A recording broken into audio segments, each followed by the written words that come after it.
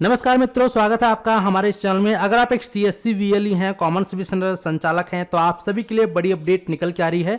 आप में से काफ़ी सारे सीएससी वीएलई डिजिटल सेवा पोर्टल के माध्यम से डेली ट्रांजैक्शन करते हैं, चाहे फिर आप मोबाइल रिचार्ज करें या फिर बिजली का बिल पेमेंट करें, या फिर आप सीएससी के माध्यम से पैन कार्ड बना रहे हो, या फिर रेलवे टिकट बुकिंग कर रहे हो, या किसी भी प्रकार का ट्रांजैक्शन आप सीएससी के माध्यम से कर रहे हैं और उसी वक्त आपके सीएससी वॉलेट से पैसे कट जाने के बाद तुरंत अगर सर्वर एरर आता है तो ऐसे में आपका वह काम नहीं हो पाता है और आपका जो अमाउंट है वो भी सीएससी वॉलेट में रिफंड नहीं होता है। तो ऐसे में आपसे भी किस प्रकार से अपना कटा हुआ पैसा सीएससी से वापस लेंगे, इसके लिए आपको क्या करना पड़ेगा, इसका कंप्लीट जानकारी आज की इस वीडियो में बताने वाले हैं। क्योंकि अगर आपने सीएससी डीएम से इसके बारे में बात करेंगे तो सीएससी डीएम इसके बारे में आपकी कोई हेल्प नहीं करेगा।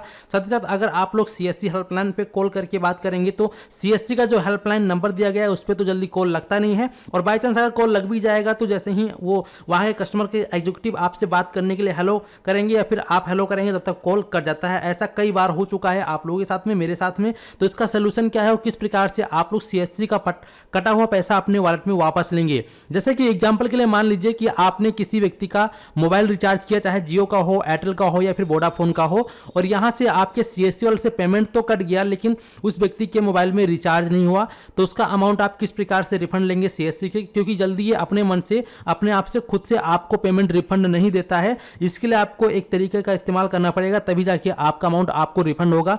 ऐसा इसलिए कर रहा हूं, ऐसा जीता ज्यादा उदाहरण मैं आपको दे रहा हूं। जैसे कि आप देख पाएंगे, मैंने यहां पर 21 सितंबर 2024 को यानी कि 21/9/2024 को हमने सीएससी के माध्यम से एनएसडीएल के द्वारा पैन कार्ड करेक्शन किया था, और पैन कार्ड करेक्शन करते समय हमने अपनी सीएससी वॉलेट से 97.12 पैसे का पेमेंट यहां पे कटवाया था। पेमेंट कट जाने के बाद तुरंत ही सर्वर एरर का प्रॉब्लम आ गया और उसके बाद आज तक इसका पेमेंट ऑटोमेटिक रिफंड नहीं है, यानी कि अपने आप रिफंड नहीं है। आप यहाँ पे देखेंगे 21 तारीख को ये पेमेंट कटा है, परचेस आप देख पाएंगे मैंने, यानी कि यहाँ पर CSC NSDL PAN service transaction date 21/9/2024 amount कटा है 97.12 पैसे। अब चलिए यहाँ पे सबसे पहले मैं आपको एनएसडीएल में जाकर आपको इसका ट्रांजैक्शन डिटेल दिखा देता हूं। यहाँ पर भी इसका कोई रिकॉर्ड नहीं है, जो पेमेंट कट गया ना यहाँ से, बस यहाँ पे सीएससी वॉलेट में इसका रिकॉर्ड है, वहाँ पर भी कोई रिकॉर्ड यहाँ पर आपको देखने को नहीं मिलेगा। तो लॉगिन विद डिजिटल सेवा पे हम क्लिक करते हैं। क्लिक करने के बाद जो भी आपका आईडी होगा वो अपना आप आईडी और पासवर्ड टाइप करेंगे। इसके बाद जो भी आपके सामने कैप्चा दिख रहा है, इस कैप्चा को आपको ध्यानपूर्वक फिलअप कर लेना है। इस वीडियो को स्किप नहीं करना, क्योंकि ये वीडियो आप सभी के लिए काफ़ी ज़्यादा इंपॉर्टेंट रहने वाली है। कभी ना कभी आपके साथ भी इसी प्रकार से प्रॉब्लम आएगी, तब आपको यही वीडियो काम आएगा, ठीक है। तो इस प्रकार से देख सकते हैं पोर्टल ओपन हो गया, ठीक है। अब यहाँ पे मैं ट्रांजैक्शन हिस्ट्री पे क्लिक करूंगा, सक्सेस ट्रांजैक्शन पे क्लिक करूंगा, तो यहाँ पे आप देखेंगे जो हमारा सक्सेस ट्रांजैक्शन है वो आपको भी शो हो जाएगा इस प्रकार से। और ये हमने किया है 16 जुलाई को, एक हमने किया है 8 जनवरी को, ठीक है। और यहाँ पे हम फेल ट्रांजैक्शन देखते हैं, तो फेल ट्रांजैक्शन में यहाँ पर नो रिकॉर्ड, कोई रिकॉर्ड नहीं दिखा रहा है। जबकि यहाँ पर सीएससी वॉलेट में देखेंगे तो 21/9/2024 को यहाँ पर हमारा पेमेंट कटा है एनएसडीएल पैन सर्विस का 97 रुपीज़, जो कि अभी तक ये रिफंड नहीं आया है, परचेज दिखा रहा है। तो ये अमाउंट अपने आप तो मिलने वाला नहीं, तो इसके लिए आपको कंप्लेंट डालना पड़ेगा। तो कंप्लेंट डालने के लिए आपको करना क्या है, पहले तो अपनी सीएससी आईडी पासवर्ड से डिजिटल सेवा पोर्टल में लॉगिन कर लेना है। अब आपका पेमेंट अलग अलग तरीके सर्विसेज में हो सकता है, फंस सकता है, जैसे कि मैंने बताया मोबाइल रिचार्ज में फंस सकता है, या फिर बिजली बिल में फंस सकता है, या साथ ही साथ आप इंश्योरेंस कर रहे हैं किसी का तो उसमें भी फंस सकता है, या फिर आप पैन कार्ड अप्लाई कर रहे हैं तो उसमें फंस सकता है। अगर हाँ आप सीएससी के माध्यम से पैन कार्ड अप्लाई कर रहे हैं और सीएससी के माध्यम से यूटीआई के द्वारा पैन कार्ड अप्लाई कर रहे हैं, तो यूटीआई द्वारा अगर कुछ भी आपका फेल होगा तो यूटीआई के माध्यम से ऑटोमेटिक रिफंड आपका आ जाता है, लेकिन एनएसडीएल में ऑटोमेटिक रिफंड नहीं आ पा रहा है। ऐसे में काफ़ी ज़्यादा दिक्कत हो रही है। प्लस अगर आपका मोबाइल रिचार्ज फेल होता है तो भी आपको रिफंड पाने में काफ़ी दिक्कतों का सामना करना पड़ता है। तो ऐसे में करना कुछ नहीं है, बस सीधा यहाँ से आपको ये इस प्रकार से कॉपी कर लेना है, ठीक है। इस प्रकार से आप यहाँ से इतना तक कॉपी करेंगे। कॉपी करने के बाद सीधा आपको यहाँ ऑप्शन दिख रहा है सपोर्ट का, इस पर आप क्लिक करोगे, टिकट पे क्लिक करोगे। इस पर क्लिक करने के बाद आप देखेंगे पहले से ही मैंने यहाँ पे टिकट जनरेट कर दिया। मैं आपको एक बार बता रहा हूँ किस प्रकार से जनरेट करना है। तो आपको क्रिएट टिकट पे क्लिक करना है। क्लिक करने के बाद यहाँ पे आपको I have a query related to CSC product and services पे क्लिक करना है। इस पर क्लिक करने के बाद यहाँ पे आपको मिलेगा ऑप्शन टिकट कैटेगरी, तो इस पर क्लिक करेंगे। अगर आपने भी सीएससी के माध्यम से एनएसडीएल के द्वारा पैन कार्ड अप्लाई कर रहे थे और आपका भी पेमेंट इस प्रकार से अटक गया है, तो यहाँ पे सबसे पहले आपको सेलेक्ट करना पड़ेगा गवर्नमेंट, ठीक है, क्योंकि जो पैन कार्ड का सर्विस है ये गवर्नमेंट के अंदर आता है, तो इसलिए हम यहाँ पे गवर्नमेंट को सेलेक्ट करेंगे। इसके बाद यहाँ पे टिकट सब कैटेगरी आ रहा है, इस पर क्लिक करोगे तो यहाँ पर कई सारे ऑप्शंस देखने को मिलेगा। तो ये जो पैन कार्ड का सर्विस है सेंट्रल गवर्नमेंट के अंदर आता है, तो इसलिए यहाँ पे सेंट्रल को सेलेक्ट करेंगे। इसके बाद यहाँ पे पे प्रोडक्ट या सर्विस का ऑप्शन इस पर क्लिक करोगे, यहाँ पे आप देखोगे जितने भी सेंट्रल गवर्नमेंट के अंदर सर्विसेज है सभी सर्विसेज का आपको यहाँ पर नाम देखने को मिल जाएगा। अब जैसे कि यहाँ पे हमें प्रॉब्लम आ रहा था NSDL में, ठीक है, तो यहाँ पे हम NSDL पैन सर्विस पे सेलेक्ट करेंगे। आपका जो भी प्रॉब्लम है उसको आप सेलेक्ट करेंगे। इसके बाद आप यहाँ पर जो काम कर रहे थे वो लिखेंगे। जैसे कि यहाँ पे मैं लिख देता हूँ पैन कार्ड अपडेट, क्योंकि मैं यहाँ पे पैन कार्ड अपडेट कर रहा था, यानी पैन कार्ड अपडेट लिख दिया। इस प्रकार से आपको भी लिख देना जो भी आपका सब्जेक्ट है यानी जिसमें आप काम कर रहे थे।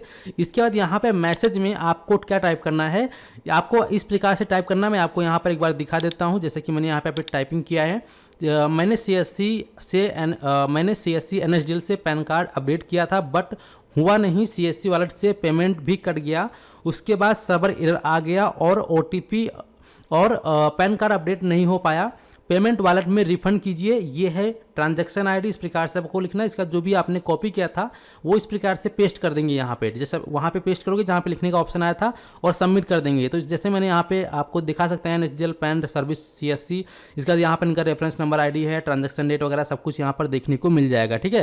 तो इस प्रकार से करके आपको सबमिट कर देना है। सबमिट करते ही यहाँ पे आपका जो डिटेल है रिक्वेस्ट है सबमिट हो जाएगा और इसके बाद आपका 24 घंटे से लेकर 48 घंटे के अंदर प्रॉब्लम को सॉल्व किया जाएगा और आपका जो पेमेंट है रिवर्स आपके CSC वॉलेट के अंदर क्रेडिट कर दिया जाएगा। ऐसा अगर आप नहीं करेंगे तो अपने आप आपका बैलेंस सोचे कि आ जाए आपके वॉलेट में तो भूल जाना फिर उस पेमेंट को, या फिर आएगा तो 1 या 2 महीने के बाद आएगा। तो इससे अच्छा है अगर आपको जल्दी पेमेंट अपना वापस चाहिए 4 से 5 दिन के अंदर, तो इस प्रकार से CSC के माध्यम से आपको अपनी कंप्लेंट को डालना ही पड़ेगा, तभी जाके आपकी सुनवाई जल्दी होगी और इसका जो भी आपका अमाउंट है आपके CSC वॉलेट में क्रेडिट कर दिया जाएगा और आपका जो CSC में ईमेल ID लगा है उस ईमेल ID पर भी आपको नोटिफिकेशन आ जाएगा, ठीक है।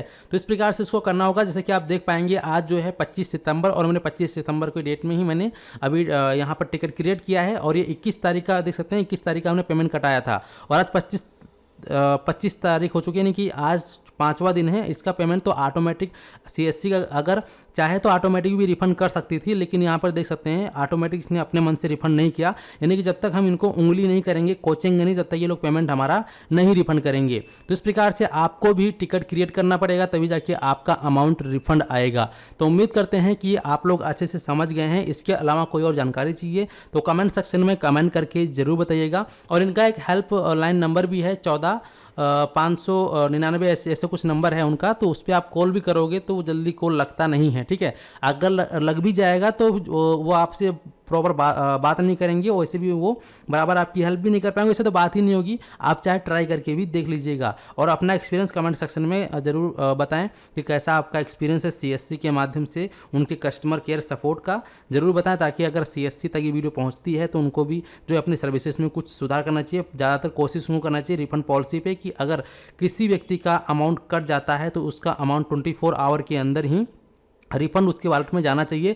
5 दिन 10 दिन 15 दिन 1 महीना तक वेट नहीं करवाना चाहिए। तो चलिए मिलते हैं फिर आपको एक नए वीडियो में। इस वीडियो को फिलहाल समाप्त करते हैं। धन्यवाद।